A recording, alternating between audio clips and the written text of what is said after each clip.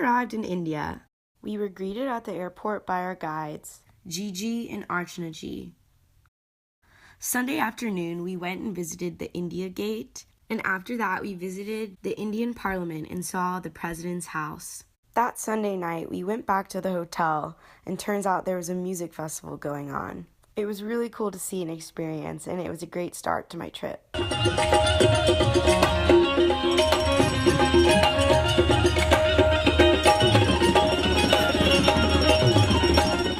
On Monday morning, we had a walking tour through the city with an organization called Salam Balak.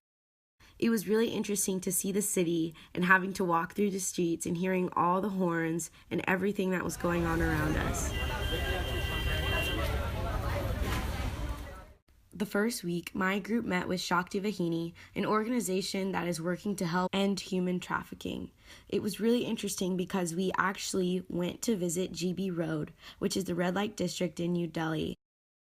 We visited a clinic, and some of the women were walking in and out, and eventually we got to sit in a circle and ask them questions. We found out that these women had 5 to 6 customers per day, and each woman would make either 100 to 500 rupees per customer. The next day, we visited the Haz Kaz village, and it was amazing. It was so beautiful and so serene. All of the architecture and all of India's monuments are so beautiful. I can't even explain to you how amazing they truly are. The next day, we got to visit the Gandhi Museum. After the Gandhi Museum, we had some time to spare, so we took a rickshaw ride and went and saw the Red Fort.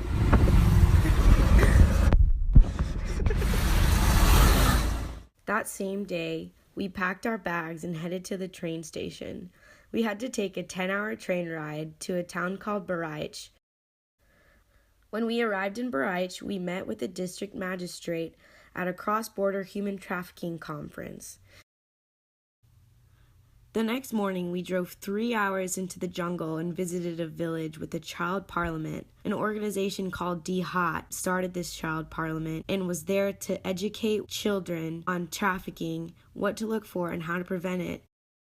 All of these stories from these girls were so empowering, and it was amazing to know that they are fighting for their rights and their education.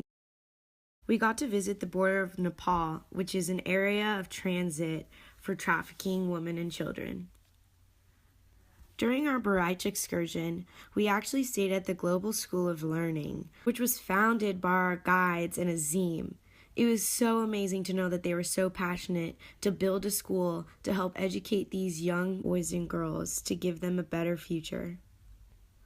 On Sunday, we drove to Agra and finally got to see the Taj Mahal. It was one of the most beautiful things in the entire world, and it was just like everyone said it would be.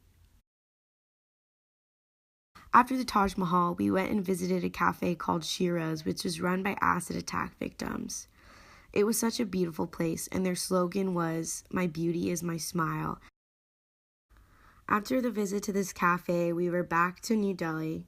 On Tuesday morning, we visited Humayun's tomb, and it was beautiful.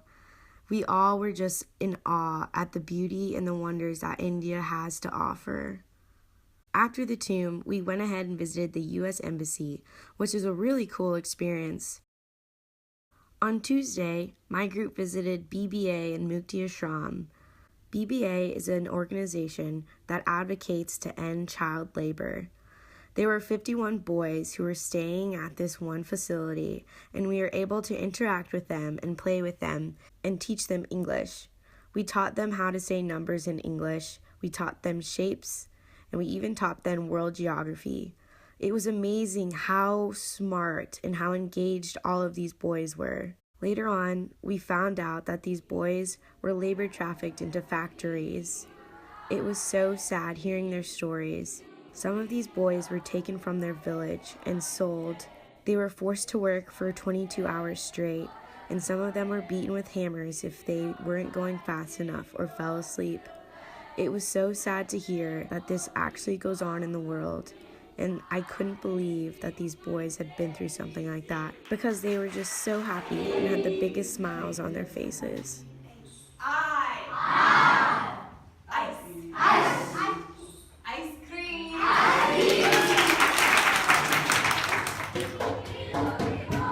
Friday, we ended up having a dance party and said our goodbyes.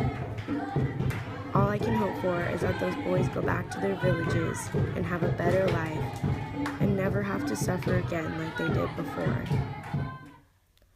On a lighter note, that weekend, our last weekend in India, we headed to Jaipur, Rajasthan.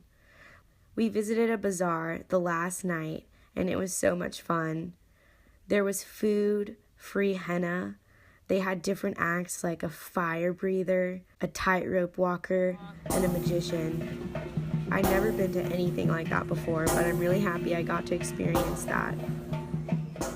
On Sunday morning, our last day in India, we were able to ride elephants up to the Amber Fort. So Maggie, what are we doing right now? We're just, riding an elephant. Riding an elephant. It was a really cool experience, and I'm really happy to say that I can check that off my bucket list. The Amber Fort was absolutely beautiful, and a little Indian man found me and ended up taking me to all the pretty spots and took a bunch of pictures. Overall, this trip had its ups and downs, but it was so eye-opening. I wouldn't change my experience for the world. Our group was amazing, our professors were amazing, our guides were amazing, the people we met were amazing, the places were amazing, the food was amazing. And it's something that I'll remember for the rest of my life, and I'm so grateful to have been a part of it.